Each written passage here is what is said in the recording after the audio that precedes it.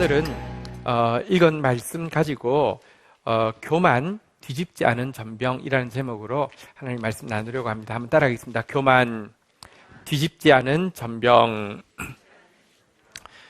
우리 대표기도도 하셨지만 지난주 GT 내용에 보면 구약 이스라엘의 실패를 선언하는 말라기 내용도 있었고요. 또 이제 에돔의 전멸을 예언하는 오바다의 내용도 있었습니다.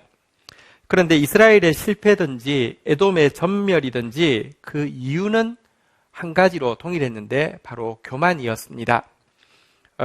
이스라엘의 멸망에 대해서 이렇게 예언합니다. 만군의 여호와가 이르노라. 보라, 용광로 불같은 날이 이르리니 교만한 자와 악을 행하는 자는 다 지푸라기 같을 것이라. 그 이르는 날에 그들을 살라 그 뿌리와 가지를 남기지 아니할 것이로되. 이렇게 이스라엘의 멸망의 원인에 대해서 교만이라고 적시하셨고요. 오바댜서에 보면 에돔은 진멸했는데 진멸의 이유에 대해서도 너희 마음의 교만이 너를 속였도다.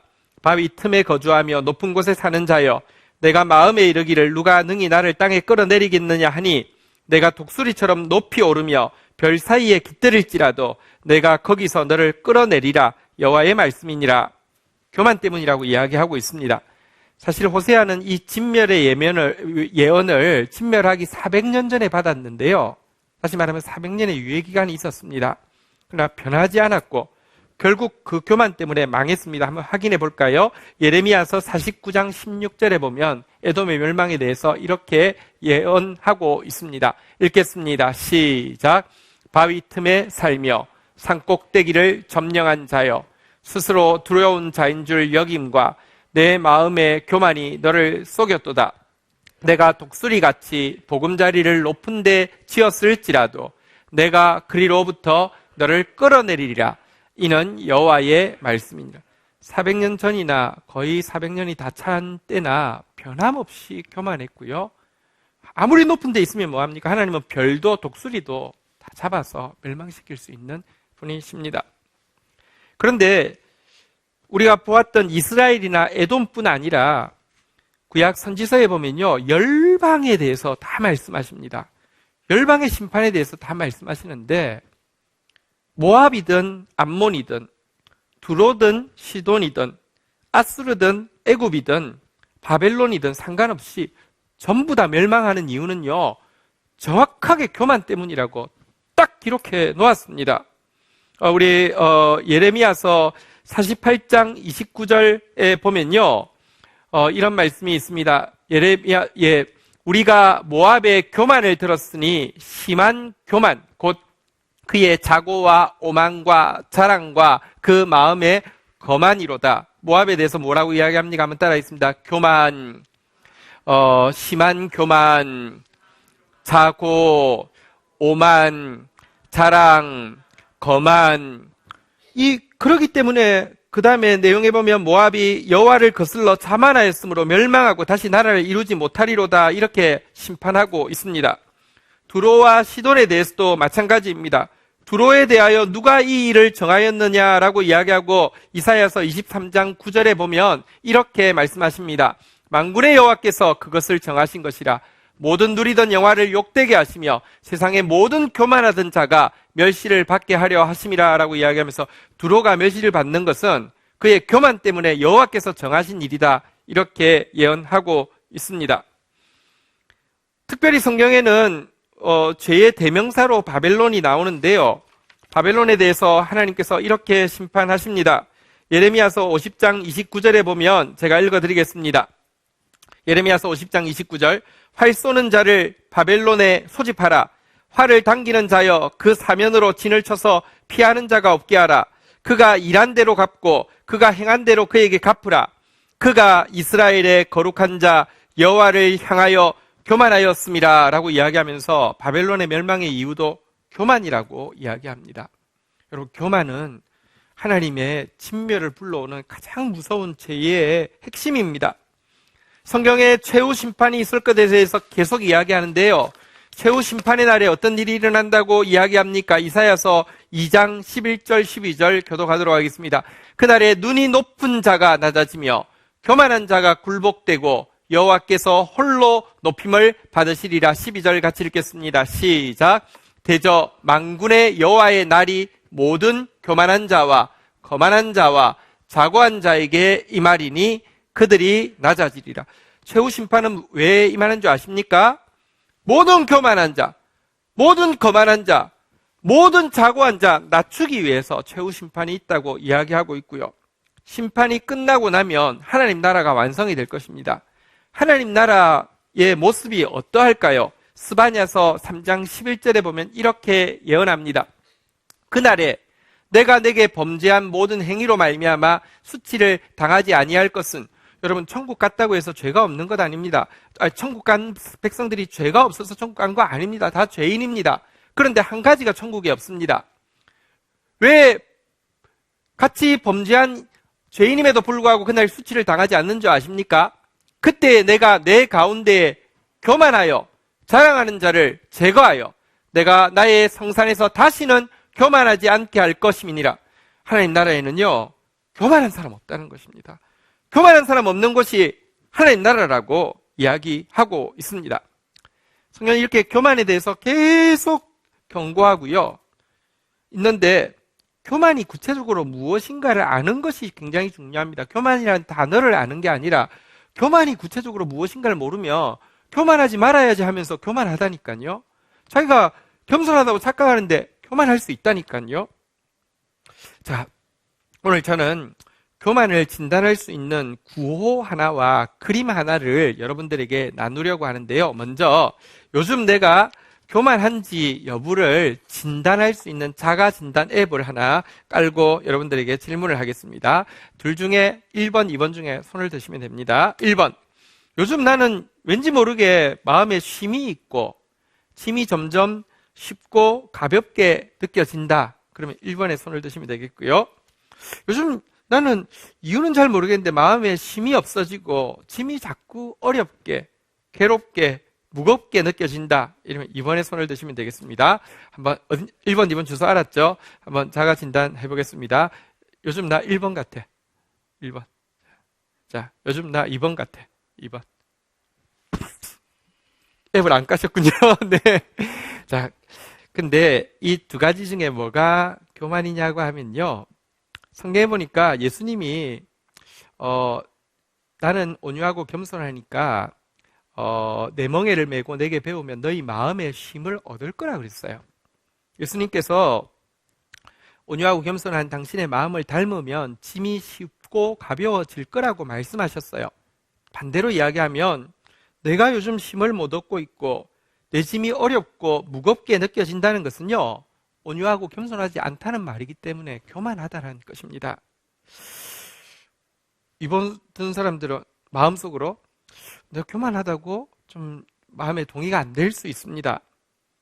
여러분, 왜냐고 하면 보통 쉼이 없고 짐이 무겁고 수고롭게 느껴지는 사람들은요, 자타가 이렇게 평가해 주는 사람입니다. 책임감이 강한 사람이야. 저 사람은 굉장히 헌신적인 사람이야. 대단히 열정적인 사람이야. 이런 사람이요, 마음에 쉼이 없고 짐이 무겁게 느껴집니다. 그러니 예수님의 평가와 사람의 평가가, 자기와 남의 평가가 다를 수 있습니다. 근데 여러분 꼭 기억하십시오. 하나님의 평가와 사람의 평가가 상충되면 하나님이 맞지 우리가 맞지 않습니다. 쉼이 없다고 하면 교만한 거 맞습니다. 짐이 무겁다고 해도 교만한 건 맞습니다. 왜 교만한 사람은 쉼이 없고 짐이 무거운 줄 아십니까? 제가 교만을 구호로, 제가 만든 구호로 좀 알려드리겠습니다. 교만이 뭐냐? 한번 따라하겠습니다. 하나님도 맞지만 나도 맞습니다. 이렇게 주장하는 것을 교만이라고 합니다. 보십시오. 그런데 하나님도 맞지만 나도 맞습니다. 하나님을 앞에 내세우고 하나님을 높인 것 같지만 하나님이 혹은 하나님의 말씀이 자기에게 지지가 되고 도움이 될 때는 역시 하나님도 맞고 나도 맞고 내가 맞고 하나님 맞습니다. 이게 고백이 되는데 하나님의 말씀이 자기에게 지지와 도움이 안 되는 경우에는 무엇이라고 이야기하느냐? 이번에는 이 일에서는 나는 맞고 하나님은 틀린 겁니다. 하나님은 실수한 겁니다. 이렇게 바뀌게 되어 있습니다. 물론 이렇게 말한다고 해서 그 사람이 하나님을 믿지 않는가, 성경이 틀렸다고 주장하는가? 아니요. 하나님 믿는데 성경이 맞는다고 여전히 생각하지만 자기도 맞고 하나님도 맞는데 이번에는 자기가 더 맞고 자기를 더 믿는다고 고집한다는 것입니다. 하나님 부인하지 않아도요, 자기 신앙 관점대로 하나님이 일해 주셔야지 하나님이 맞고, 자기가 가진 성경 지식대로 일해 주셔야지 하나님이 맞고, 자기가 기대하는 영적인 방법대로 일해 주셔야지 하나님이 옳다라고 생각하고 있다는 것입니다. 그런데 나는요, 사실은 굉장히 작고 굉장히 일시적이고 굉장히 제한된 능력과 지식을 가지고 있는 내가 맞고 나만 맞고 라고 주장하면 쉼이 없을 수밖에 없습니다. 내가 맞으면 하나님이 틀린 것이 되기 때문에 그렇습니다.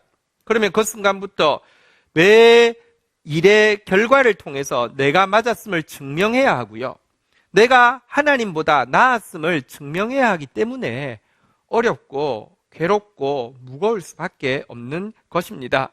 여러분, 겸손의 정의가 무엇인지 아십니까? 자, 우리 교만의 정의 한 번만 더 따라하겠습니다. 하나님도 맞지만 나도 맞습니다. 여러분, 이것이 교만의 정의라고 하면, 겸손의 정의는 뭐냐고 하면요, 한번 따라하겠습니다. 나는 틀렸고 하나님만 맞습니다. 예, 비신자들은 하나님은 틀렸고 나만 맞습니다라고 이야기하는데, 신자는요, 하나님도 맞지만 나도 맞습니다, 이게 교만이라고 했는데, 겸손은 뭐냐? 나는 틀렸고 하나님만 맞습니다. 이게 겸손입니다. 하나님을 알아가 보십시오. 알아가면 알아갈수록 그분은 너무 크시고요, 너무 영원하시고요, 너무 전지전능하십니다. 그래서 그분은 항상 맞습니다. 거기에 비해서 나는 알아가면 알아갈수록 너무 작고 너무 일시적이고 너무 무지무능하기 때문에 비록 잠시 내가 맞을 수도 있고요, 비록 부분적으로 내가 맞을 수 있지만 궁극적으로는 내가 틀렸다는 것입니다. 하나님만 맞다는 것입니다. 제가 자주 말씀드렸죠. 코끼리를 처음 본 사람이 바늘 구멍을 통해서 가까이서 보았다고 하면, 발톱만 본 사람은 코끼리는 돌덩어리처럼 생긴 거야 라고 이야기할 거예요. 상아만 봤으면 코끼리는 온몸이 하얘라고 이야기할 거예요. 꼬리 털만 봤으면 코끼리는 털복숭이라고 이야기할 거예요. 그 사람들 거짓말했습니까? 아닙니다. 정직했습니다. 부분적으로 맞습니다.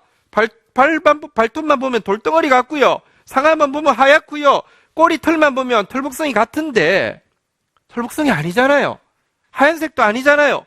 돌덩어리 아니잖아요. 우리가 가진 것은 여기에 지나지 않는다는 것입니다. 우리 한 번만 더 고백하겠습니다. 나는 틀렸고 하나님만 맞습니다.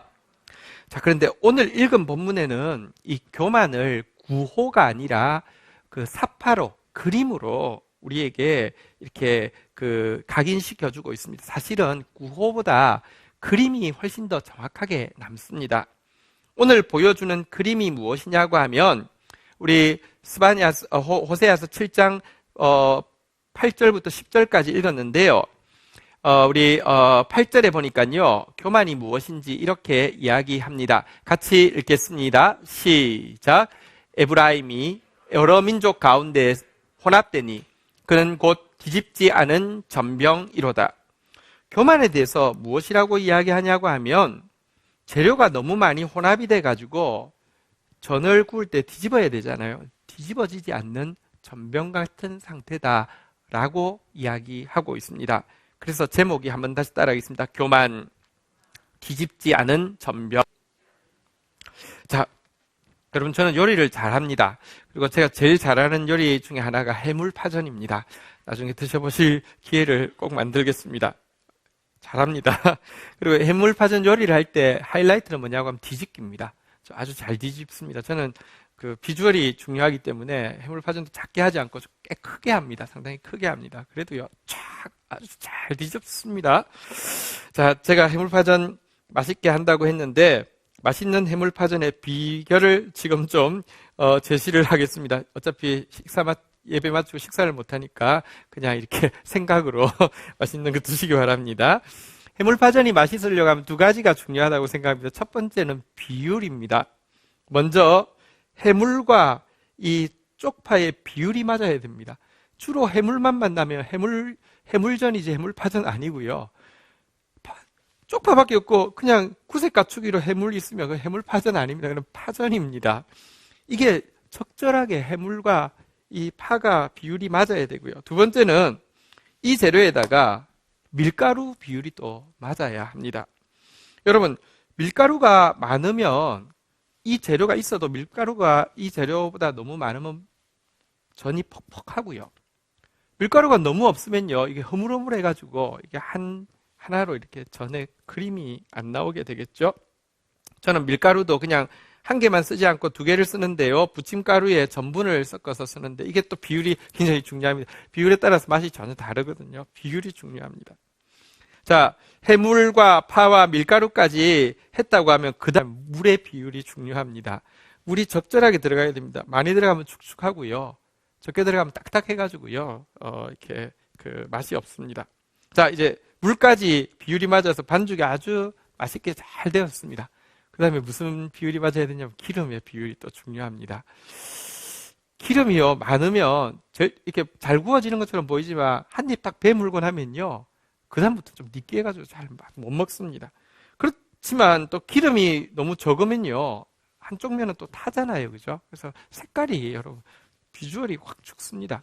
저는 기름을 한번 싹 두르고 나면 하고 나서 기름이 전혀 안 남는 그런 정도 이렇게 둘러서 하게 됩니다. 어쨌든 비율이 맞으면요, 모든 비율이 잘 맞으면 향에서는 바다와 돼지가 만난 그런 향이 확 살아나고요. 식감은 겉은 바삭한데 안은 촉촉하고요. 빛깔은 그냥 얕은 그 노란색이 아니라 깊은 황금빛의 이 빛깔을 쫙 내면서 해물 고유의 맛도 다 살아있고 쪽파 고유의 맛도 살아있는데 그게 둘이 아니라 하나가 되어가지고 정말 맛있는 그런 해물파전을 만들 수 있습니다. 비율이 중요한데요. 또 한 가지 중요한 게 있습니다. 그게 뭐냐고 하면요. 저는 높은 경지의 요리일수록 대미 필담이라는 말이 있습니다. 큰 맛은 반드시 담백해야 된다. 해물파전 다우려고 하면 단순해야 됩니다. 무슨 말이냐고 하면 맛있는 해물파전이 되려고 하면 신선한 해물, 신선한 쪽파가 들어가야 됩니다. 가 아니라 신선한 해물, 신선한 쪽파만 들어가야 됩니다. 이게 맛있는 해물파전의 비결입니다. 그 외에 다른 것들이 들어가는 순간 맛이 없어집니다. 여러분 가끔 식당에도 보면요, 해물파전이라 해놓고 마지막에 계란 없는 게 있어요. 삑! 안 됩니다. 계란이 들어가는 순간 이건 맛을 버렸습니다. 다 맛이 비슷해져가지고 그렇게 하는 거 아니거든요. 가끔 삼겹살 이런 거 남은 거 있다고 해물파전에다 잘게 해가지고 아니거든요. 그러면 해물파전 아니거든요. 어떤 사람은 김치 좀 남았다고 안 됩니다. 그러면 안 됩니다. 여기서 이러시면 안 됩니다. 두부 남았다고 넣지 마시고요. 참치 남았다고 넣지 마시고요. 참치도 해물 아니냐? 아닙니다. 이것은 생물이고요. 이거는 다 가루돼서 이거 넣으면 안 되는 겁니다. 막판에 냉장고 열어보니까 슬라이스 치즈 있다고 넣으면 됩니까? 안 됩니다. 재료가 단순해야 합니다. 그래야지 진짜 맛있는 해물파전이 됩니다. 근데 오늘 여기는 보니까요, 교만이 뒤집지 않은 전병이라고 이야기하면서 한번 따라하겠습니다. 혼합되니. 영적으로 교만은 뭐냐고 하면 하나님의 말씀만 있어야 되는데, 단순하게 하나님의 말씀만 있어야 되는데, 거기에 하나님과 나의 이렇게 그 비율이, 하나님이 주시려는 은혜와 내가 그것을 사모하는 그 사모함의 비율이 딱 맞으면 정말 이렇게 하나님께서 아름다운 요리처럼 우리 삶을 바꿀 수 있는데, 영적 교만이 무엇이냐고 하면 말씀에다가 온갖 재료를 혼합한다는 것입니다. 자기 개똥 철학을, 세상의 방식과 가치관을, 여러 가지 미신과 두려움을, 또 그럴듯하게 포장되어진 욕심을 다 섞어가지고 그것도 비율도 안 맞게 섞은 이것 이렇게 되면요 여러분 잘 안 뒤집어져요. 잘 안 뒤집어집니다. 신앙생활 하는 성도 여러분 진짜 신앙의 맛을 알려고 하면요 한번 다시 따라하겠습니다. 대미 필담. 고린도후서 2장 17절에 보면 말씀을 전하는 사람이나 받는 사람이 어떠해야 되는지를 나옵니다. 우리는 수많은 사람들처럼 하나님의 말씀을 혼잡하게 하지 아니하고 곧 순전함으로 하나님께 받은 것 같이 하나님 앞에서와 그리스도 안에서 말하노라. 말씀이 혼잡해서는 안 되고요. 순전하게 하나님께 받은 것 그대로를 하나님 앞에서 말하는 것처럼 그리스도 안에서 말하는 것처럼 전해야 된다라고 성경은 이야기하고 있습니다. 근데요, 어쨌거나 단순하지 않고 비율이 맞지 않으면요, 음식이 완성되기 전에도 맛을 보기 전에도 알 수가 있습니다. 제가 아까 파전 잘한다고 했는데 잘 뒤집는다고 했는데요, 뭐가 이게 안 맞으면요, 뒤집을 때 표시가 납니다. 뒤집는데 뭐가요, 무게가 뭐가 있어가지고 이게 안 뒤집어지거나 부분적으로 찢어지거나 어디가 달라붙어 있으면 뭔가 지금 잘못된 겁니다. 여러분, 교만해서 잘 뒤집어지지 않는 전병은 어떤 상태라고 이야기합니까? 호세아서 7장 9절 그 다음 절 한번 보도록 하겠습니다. 같이 한번 읽겠습니다. 시작. 이방인들이 그의 힘을 삼켰으나 알지 못하고 백발이 무성할지라도 알지 못하는. 여러분, 우리가 언제 늙었음을 압니까? 보통 잘 모릅니다. 저도 옛날하고 잘 모릅니다. 근데 어느 날, 옛날에는 걷더니 들었던 건데 어느 날 드는데 잘 안 들리면요, 언제 이렇게 힘이 빠졌지? 어느 날 거울을 봤는데 인식 못하고 있는데 머리가 송송하며 언제 내가 이래 늙었지? 이렇게 하는 것처럼 뒤집지 않은 전병은요, 윗면은 보면 여러분 뭐 이렇게 해물파전이니까 홍합도 있고 굴도 이렇게 잘라 넣은 부분도 보이고 새우도 보이고요, 낙지도 있고요, 뭐 이렇게 파도 보이고 괜찮은 것처럼 보여요. 근데요, 어느새 힘이 삼켜지는 것처럼요, 탄력도 없어지고 이게 탱글탱글한 맛도 없어지고요, 이렇게 촉촉한 맛도 없어지고요, 어느새 그렇게 되고 있는데 표시가 잘 안 난다는 거예요. 뒤집지 않은 전병, 밑은 타버렸고요. 그래서 이제 먹으려고 보면 위는 설이 익어서 못 먹지 않습니까? 마찬가지로 우리도 뒤집지 않고 가만히 있으면요, 우리에게 하나님이 주신 힘과 생명력이 음식으로 치면 향기가, 빛깔이, 식감이, 맛이 사라져 가는데 우리 모르게 된다는 것입니다. 가끔은 파전을 하다가 실수할 때가 있어요. 무슨 일이 있어서 잠시 갔다 오면 밑에가 다 탔어요. 근데 위에 재료를 제가 엄청 진짜 많이 넣거든요. 이렇게 그러니까 딱 그러니까 잡다한 걸 넣는다는 게 아니라 이렇게 파와 해물의 비율을 맞추기 위해서 위에는 보면 아직 안 탔으니까 괜찮은 걸 써서 긁어서 다시 쓰려고 하면 그 맛이 안 나요. 그건 이미 끝난 거예요. 자, 이렇게 뒤집지 않은 전병, 어느새 모르는 사이에 향기도 식감도 빛도 맛도 잃어버린 이렇게 된 이 뒤집지 않은 전병, 10절 한번 보도록 하겠습니다. 같이 한번 읽겠습니다. 시작. 이스라엘의 교만은 그 얼굴에 드러났나니 그들이 이 모든 일을 당하여도 그들의 하나님 여호와께로 돌아오지 아니하며 구하지 아니하도다. 이스라엘의 교만이 그와 같다는 것입니다. 이스라엘의 얼굴은 마치 뒤집지 않은 전병의 앞모습과 같아서 표시 안 나는 것 같지만 자세히 보면 다 이미 쓸 수 없는 상태, 버릴 수밖에 없는 상태가 되어 있다라고 이야기하고 있습니다. 그들은 뒤집히지 않습니다. 무슨 일이 있어도 하나님 앞에 뒤집히지 않습니다. 하나님 앞에서 뒤집혀서 하나님께 돌아가든지 하나님 앞에서 뒤집혀서 그냥 내 속에 있는 것을 토해내고 회개하든지 하지 않는다는 것입니다. 여기 그렇게 되어 있지 않습니까? 한번 따라하겠습니다. 여호와께로 돌아오지 아니하며 여호와께 구하지 아니하도다. 이래서 여러분, 심판받을 수밖에 없는 것이 이스라엘이다, 이렇게 이야기를 하고 있는데요. 자, 뒤집지 않은 전병과 같다라는 것은요, 우리가 구체적으로 어떻게 어떤 생각을 가지고 있는 거냐? 한번 따라하겠습니다. 나는 괜찮다. 나는 이대로 있어도 된다. 이런 생각이 뒤집지 않은 전병의 생각입니다. 나 괜찮아. 나 정도면 이대로 있어도 돼. 여러분, 초대교회 7교회, 소아시아에 있는 7교회의 편지를 쓴 책에 보면 칭찬만 받는 교회도 있고요. 대부분은 칭찬과 또 이렇게 경고를 받는 교회가 있지만 딱 한 군데 교회는 저 책망만 받은 교회가 있습니다.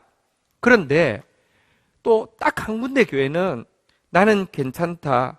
나는 이대로 있어도 된다라고 생각한 교회가 있습니다. 바로 그 교회가 라오디게아 교회입니다.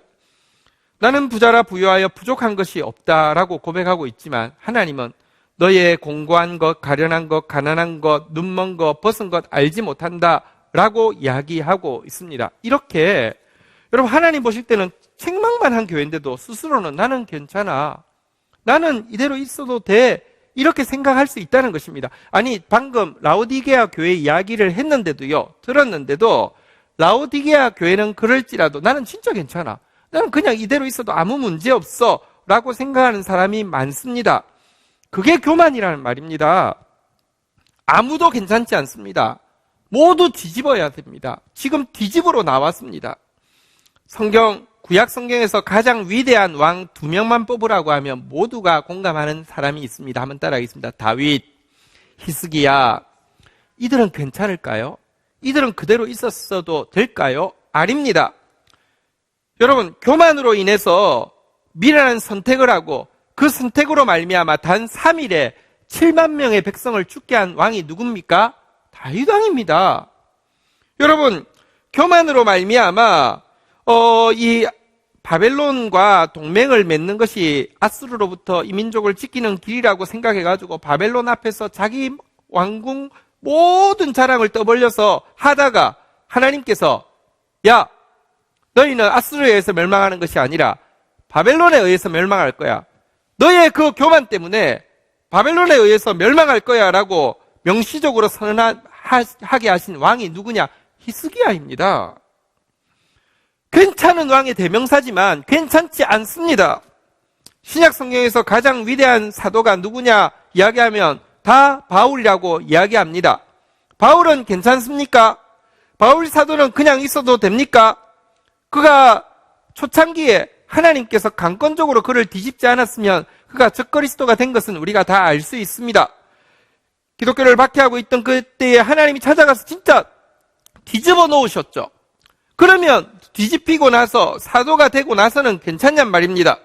사도가 되어서 누구보다도 헌신하고 있었고, 아니 사도가 되어서 누구보다도 깊은 영적 체험을 하고 있는 그때는 그대로 있어도 괜찮았을까요? 여러분, 그가 삼층천 경험을 하고 나서 하나님 앞에 육체에 가시가 있어서 이거 뽑아달라고 기도할 때 하나님이 내 은혜가 내게 족하다라고 이야기하셨잖아요. 그때 그가 이렇게 감사하면서 고백하고 있습니다. 고린도후서 12장 7절입니다. 같이 한번 읽도록 하겠습니다. 시작. 여러 계시를 받은 것이 지극히 크므로 너무 자만하지 않게 하려고 내 육체의 가시 곧 사단의 사자를 주셨으니 이는 나를 쳐서 너무 자만하지 않게 하려 하심이라. 한번 따라하겠습니다. 너무 자만하지 않게 하시려고 너무 자만하지 않게 하려 하심이라. 자만이라는 단어를 2번 썼는데 이 자만은 교만보다 훨씬 강한 단어입니다. 이 자만이라는 단어는 헤페라이로마이라는 원어인데요. 신약 성경에 딱 3번밖에 안 씁니다. 이게 좀 아주 심각한 교만을 자만이라고 이야기합니다. 2번을 자기한테 썼고요. 나머지 1번, 이것도 역시 바울이 쓰고 있는데요. 누구에게 쓴 줄 아십니까? 적그리스도에게 썼습니다. 자만이라는 단어를 한번 볼까요? 데살로니가 후서 2장 4절에 보면 원어로 헤페라이로마이라는 단어를 여기 딱 1번 더 쓰고 있는데요. 그 대상이 누구냐? 그는 대적하는 자라. 신이라 불리는 모든 것과 숭배함을 받는 것을 대항하여 그 위에 자기를 높이고 하나님의 성전에 앉아 자기를 하나님이라 내세우느니라. 적그리스도잖아요. 여기 그런데 자기를 높이고라는 단어가 있는데 이게 히페라이노마입니다. 이 자만이라는 단어입니다. 3번밖에 안 나온 단어. 보십시오. 자만하다는 것은 적그리스도에게 쓰는 말인데 3번 중에 2번을 내가 적그리스도 될 수 있다라고 그가 자기에게 쓰고 있다는 것입니다. 그래서 정말로 그는 임종 전에 자기 영적인 아들인 디모데에게 딴 사람에게는 자랑하면 좀 이렇게 뭐랄까 밥맛이야 재수 없어 이렇게 보일지 몰라도 영적 아들이니까 자기를 너무 잘 아니까 자랑해도 되겠지 않습니까? 영적 아들에게 자기를 무엇이라고 했습니까? 한번 따라하겠습니다. 나는 죄인의 개수로다. 여러분, 바울은 자기가 안 괜찮다고, 자기가 그대로 있으면 안 된다고, 아니 그대로 있으면 이 삼층천 경험한 상태에서 옛모습 그대로 있으면 자기가 적그리스도 된다고 이야기하고 있다는 것입니다. 그렇다면 다윗이 그러하고 히스기야가 그러하고 바울이 그러했다면 하물며 저겠습니까? 하물며 건지연이겠습니까? 하물며 우리겠습니까? 누가 공동체에 가장 치명적인 악영향을 미칠 가능성이 제일 높을까요? 답은 납니다. 누가 교회에, 민족교회에, 세계교회에 가장 큰 재앙이 될 수 있는 가능성이 많은 사람입니까? 바로 납니다. 누가 하나님 앞에서 적그리스도의 모습에 가장 가까이 갈 수 있는 사람입니까? 다름 아닌 바로 나입니다. 왜 우리가 하나님 앞에 나오는 줄 아십니까? 한번 따라하겠습니다. 뒤집으러 왔습니다. 뒤집으러 왔단 말입니다. 저는 해물파전을 할 때 크게 한다고 했잖아요. 근데요, 한 개의 파전을 몇 번 뒤집는지 아십니까? 저는 뭐 이렇게 자주 하고 또 잘하기 때문에 루틴이 있습니다. 몇 번 뒤집냐고 하면요, 6번 뒤집습니다. 6번 뒤집는데 제일 첫 번째 이게 이렇게 이제 밑은 이제 있고 위는 이제 아직 그렇잖아요. 첫 번째 뒤집을 때는 인터벌이 좀 있죠. 이렇게 한번 뒤집고 또 한번 딱 뒤집습니다. 두 번째 세트 할 때는 조금 인터벌이 줄어들었겠죠. 이렇게 딱 뒤집고 또 뒤집었습니다. 마지막 한번 뒤집고 그 다음에 뒤집었기 때문에 근데 사실 앞면이 더 이쁘잖아요. 그죠? 마지막 한번 딱 뒤집은 상태에서는요, 어떻게 하냐고 하면 바로 이 접시에다 바로 이렇게 싹 기울이면 이게 샥 이렇게 미끄러져서 접시에 플레이팅이 스스로 딱 됩니다. 저는 이게 뒤집기 이런 거 절대 쓰지 않습니다. 그거는 하수가 이게요. 근데 보시면 이게 제일 처음에 이렇게 뒤집을 때 하고요, 마지막 6번째 뒤집을 때 되면요, 진짜 부드럽습니다. 그냥 깃털처럼 이렇게 싹 착. 여러분, 사실 하나님 앞에 처음 뒤집기가 어려워서 그렇지요, 뒤집고 뒤집으면요 얼마나 부드러워지는지 모릅니다. 그리고 그 뒤집기가 잘 되면요, 누가 이제 음식을 대접하고 누가 먹기 전에 저는 압니다. 뒤집는 보면요, 이 맛이 얼마나 좋을지 금방 알 수 있습니다. 제가 지난 주간에 우리 같이 불렀던 찬양이고요. 제가 이제 우리 교회에서 이제 번역한 노래인데 굉장히 좋아하는 노래입니다. 이 가사를 보면 우리가 이 뒤집는다는 게 하나님 앞에서 계속 또 뒤집는다는 게 얼마나 아름다운지 노래하고 있습니다. 제가 한번 노래를 불러드리겠습니다. 제가 잘해서가 아니라 노래로 그냥 아직 익숙지 않은 상태에서 같이 부르다 보니까 의미를 잘 못 다가오는 것 같아서 제가 불러드릴게요. 단순함의 선물이라는 노래입니다. 제가 불러드리겠습니다.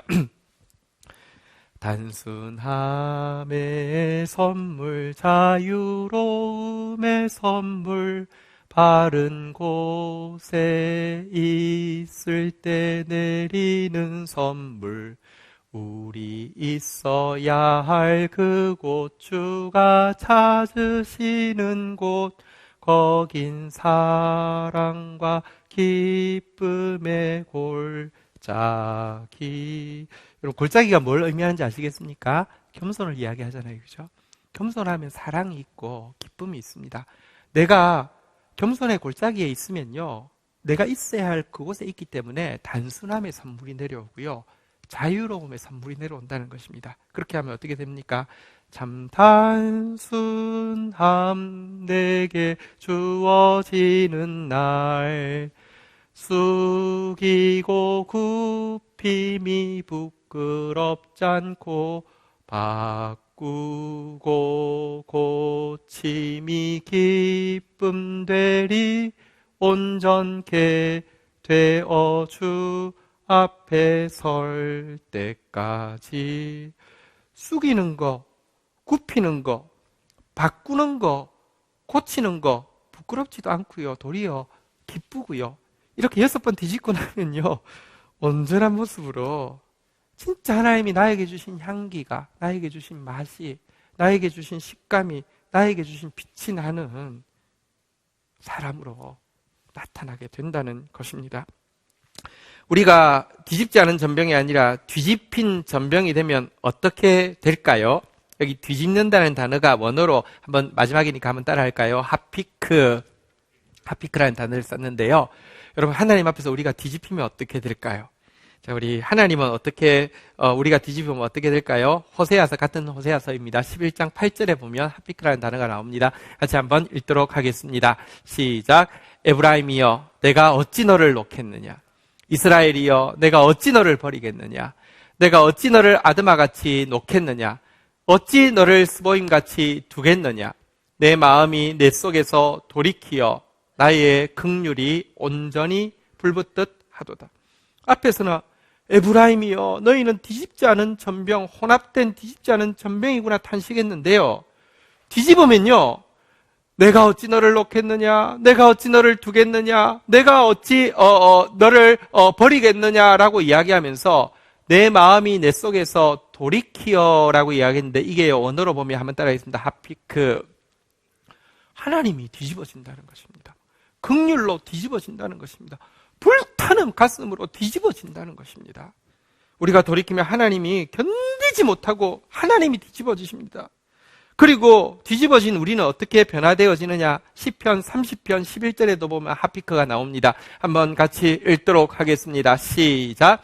주께서 나를 슬픔을 변하여 내게 춤이 되게 하시며 나의 베옷을 벗기고 기쁨으로 띄우셨나이다. 여기 원어적인 뉘앙스를 살리면 주께서 나의 슬픔을 뒤집어 내게 춤이 되게 하시며, 이런 하피크라는 단어를 쓰고 있습니다. 여러분, 내가 뒤집히고 나면요, 올 때는 무거운 마음으로 왜 이렇게 마음에 쉼이 없지? 왜 이렇게 무겁지, 괴롭지, 어렵지 하고 왔는데요, 하나님 앞에서 내가 한번 뒤집어지고 나면요, 슬픔이 뒤집혀서 춤이 된다는 거예요. 베옷, 죽음 같은 얼굴 표정, 컴컴한 표정으로 왔는데 기쁨의 띠를 띠게 된다는 거예요. 우리 뒤집으러 왔습니다. 우리 옆사람하고 옆사람 사회적 거리가 있으니까요, 한번 멀리 보고 한번 인사하겠습니다. 뒤집으러 왔습니다. 잘 뒤집으셨습니까? 네, 우리 함께 또 바꾸고 고침이 부끄럽지 않게, 또 숙이고 굽힘이 기쁨이 되게 우리 주님 앞에 서서 한번 기도하고 찬양하는 시간 가지도록 하겠습니다. 자리에서 일어서시겠습니다. 우리 부서져야 하리 우리 찬양으로 같이 한번 고백하며 나가겠습니다.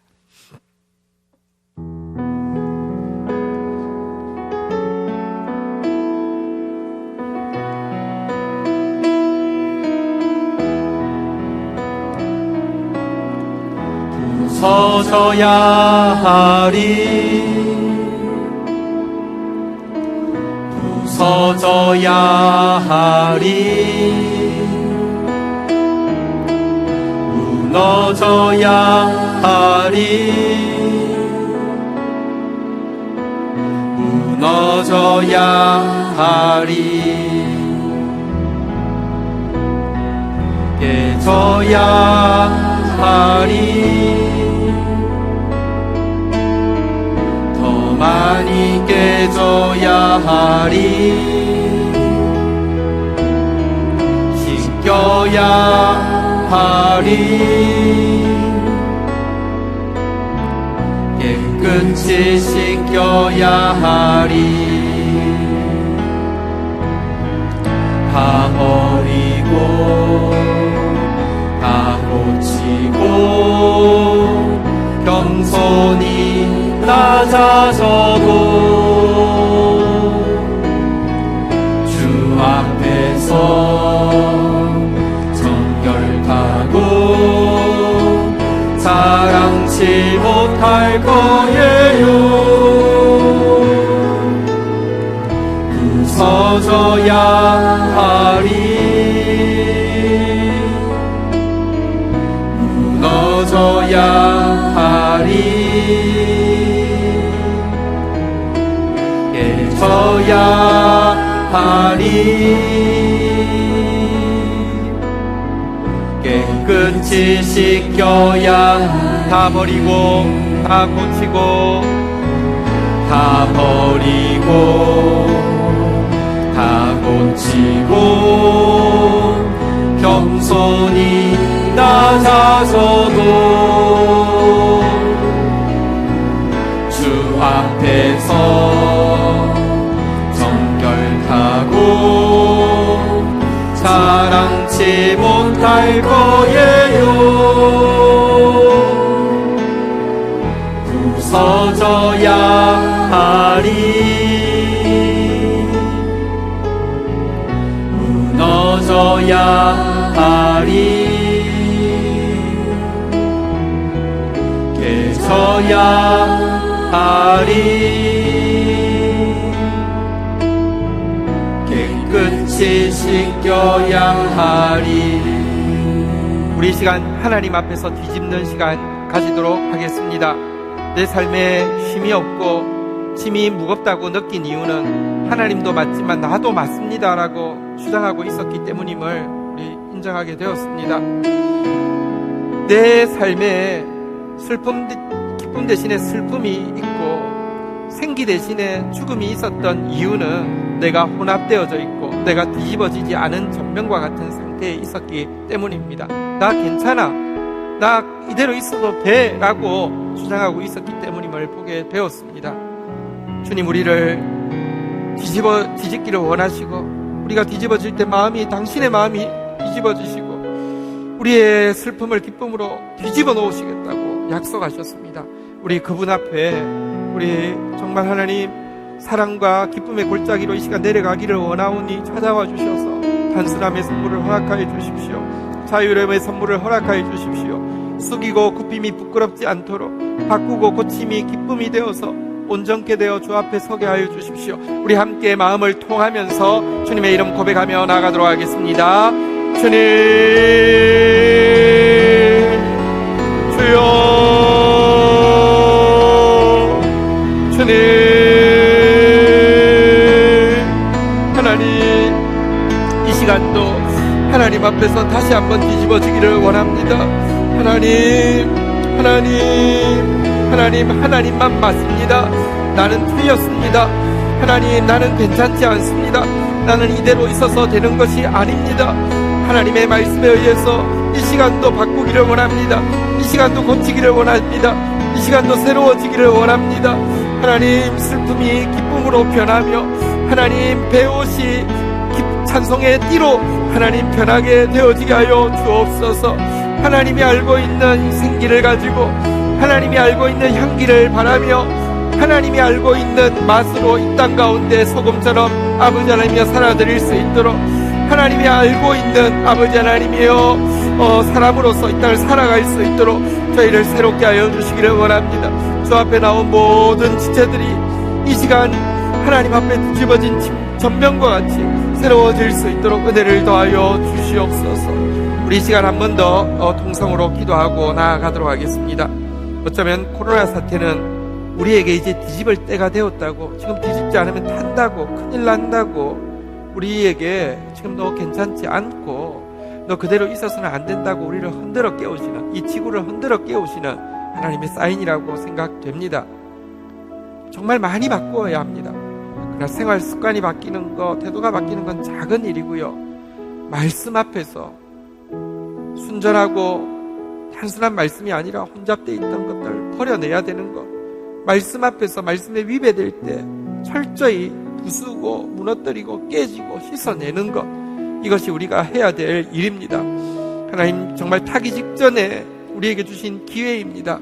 코로나 통화에서 내 하나님 앞에서 내 생활이, 내 삶이, 말씀 앞에서 내 생활이, 내 삶이, 우리 교회가 정말 변화되어지게 하여 주셔서 마지막 때 모두 영적으로 고통하고 있는 이 시대에 참 새떡을 이 세상 가운데 보여주고 나누어주는 저희 교회 되어지게 해달라고 우리 함께 마음 모아 기도하도록 하겠습니다. 같이 기도하시겠습니다. 주님, 주여, 주님, 양식이 없어서 기근이 아닙니다. 말씀이 없어서 기근입니다. 모두 혼잡게 하고 모두 순전하지 않게 만들고 있는 이때에 저희들이 말씀을 순전하게 받아들이며 아버지 하나님이여, 그 말씀 가지고 아버지 살아내고 그 말씀의 향으로, 그 말씀의 빛으로 이 세상 가운데 생명의 떡이 되어질 수 있도록, 생명의 떡을 보여주는 주의 공동체가 되어질 수 있도록 주님 은혜를 더하여 주시기를 간절히 간구하고 소원합니다. 하나님, 여러 가지가 너무 많이 변했습니다. 식사를 할 수도 없고 대면해서 교제하는 것도 여러 가지 제약이 있습니다. 그러나 하나님, 우리 안에 말씀을 향한 열정은 더 커지게 하여 주시고, 우리 안에 참된 교제를 향한 갈망은 더 커지게 하여 주시고, 영혼을 긍휼히 여기며 사랑하는 마음은 더 커지게 하여 주셔서 아버지 하나님이여, 이전의 모습과 같은 신앙생활이 아니라 뒤집어진 모습으로, 여호와께 돌이킨 모습으로, 여호와께 부르짖는 모습으로 회복되어질 수 있도록 주여 역사하여 주시기를 간절히 간구하고 소원합니다. 다음 주에 이제 예배가 재개되어집니다. 사랑하는 온 성도들에게 은혜 더하여 주셔서 정말 아버지 하나님 원하시는 모습으로 날마다 새로워져가는 우리 공동체 되어질 수 있도록 은혜를 더하여 주시기를 간절히 간구하고 소원합니다. 하나님, 감사합니다. 저희들에게 오늘도 다시 한번 우리의 교만한 모습을 직시하게 하시고 따뜻한 사랑과 또 따뜻한 품으로 우리를 겸손의 자리로 초대해 주신 것을 인하여서 감사합니다. 하나님, 뒤집어지기를 원합니다. 하나님께로 돌이키기를 원합니다. 하나님 앞에 토해놓고 기도하기를 원합니다. 슬픔 대신에 기쁨으로 뒤집어지기를 원합니다. 하나님, 배옷 대신에 찬송의 띠로 아버지의 띠뛰기를 원합니다. 우리를 새롭게 하여 주시옵소서. 하나님, 다음 주에 이제 드디어 예배가 재개되어집니다. 온 성도들 한 명 한 명 찾아가 주셔서 하나님 앞에서 부드러운 모습으로, 또 하나님 앞에서 뒤집기를 원하는 고백을 가지고 나와 함께 모여 예배 드림이 힘이 되어지게 하여 주시고, 함께 모여 예배 드리면서 이 땅 가운데 마지막 주실 생명의 양식을 받고 준비하며 흘러보내는 공동체 되어질 수 있도록 은혜를 더하여 주옵소서. 예수 그리스도의 이름으로 기도 올립니다. 아멘. 봉헌하도록 하겠습니다.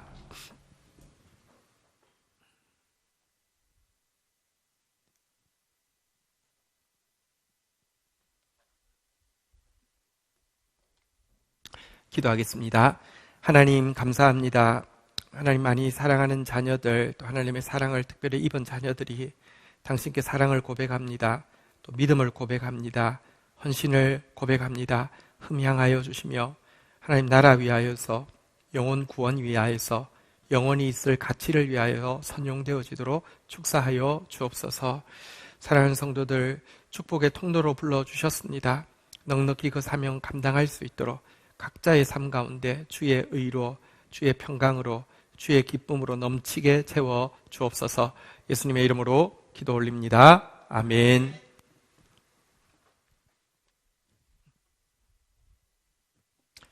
광고 말씀 드리겠습니다. 우리 기다리고 기다리던 10주 만에 전면적인 예배 재개가 다음 주 일날 시작되게 되겠습니다. 이날 성찬 예식과 또 12통 물붓기 개건 시상도 있겠습니다. 온 성도들이 다 기쁘게 또 자유로운 마음으로 참여하여 감격적인 예배를 드릴 수 있도록 한 주간 또 기도해 주시고 기대해 주시기를 부탁드리겠습니다. 금요 부흥 집회가 8시 30분으로 시간을 30분 앞당기게 되었습니다. 지금 기도가 정말 많이 필요한 시간인데요.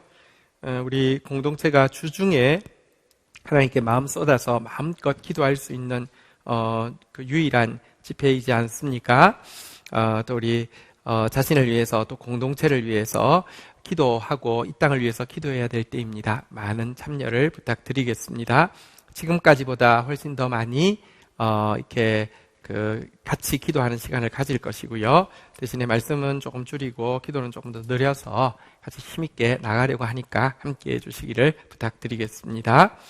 우리 그 예배당에 들어올 때 다음 주에 들어오실 때도 여기 뭐 마스크 착용해야 되는 거, 그리고 체온 측정하고 또 이렇게 명부 작성하는 것 하려고 하면 시간이 조금 걸립니다. 예배에 보통 때 오시는 것보다 보통 때도 예배 전에 오셔야 되지만 보통 때 오시는 것보다 한 5분 정도 더 일찍 와 주시면 감사하겠습니다.